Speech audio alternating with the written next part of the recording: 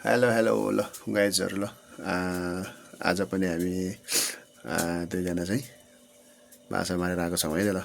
अहिले चाहिँ कति बज्यो भन्दाखेरि 2:15 भएछ बेलुकाको भनेर रातिको होइन। अनि हामी चाहिँ आज माछा मार्न गएको थियौँ दुईजना दुई भाइ कलस्ती खोलामा। कलस्ती खोलामा चाहिँ माछा मारेर अनि फर्केको 2:20 भएको छ।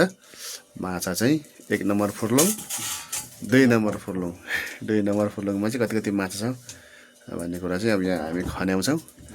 अनि हेर्नुहोस् है त खन्याउनुहोस् ल 1 नम्बर फुर्लुङ 1 नम्बर फुर्लुङबाट माछा झर्दैछ है त ल। बार्दै बार्नु है ल माछा ल्याएछ पुरै बुदुना र अर्को त्यो के माछा हो त्यो मात्रै परेको छ साथीहरू ल। अबुई ल एउटा चाहिँ रन्कामुदी एउटा चाहिँ ठुलो परेछ है ल। ए माछा जाब त कति कति हो ल। ल हामी कलस्ती खोलामा मारेको साथीहरू ल। उहाँले आज चाहिँ यहाँ माछा खन्याउँदै हुनुहुन्छ भने के हो त्यो है गाइज ल हेर्नुहोस् है त ल माछा हाम्रो हामीले आज चाहिँ कलस्ती खोलामा कति माछा मार्यो त भनेको आजले देखाउँछ है त हामी। ल 2 नम्बर फुर्लुङ 2 नम्बर फुर्लुङबाट झऱ्यो ल।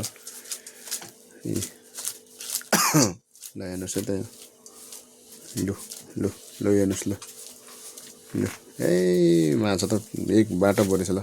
यो त अचम्मै भयो त यार है माछा हेर्नुहोस् ल। यो त जोख्नुपर्छ होला हौ ल। जखेर पनि हेरौँ त यसलाई भन्ने कुरो हो। ओ हिँड्दैछ त हौ यो के हो यो लु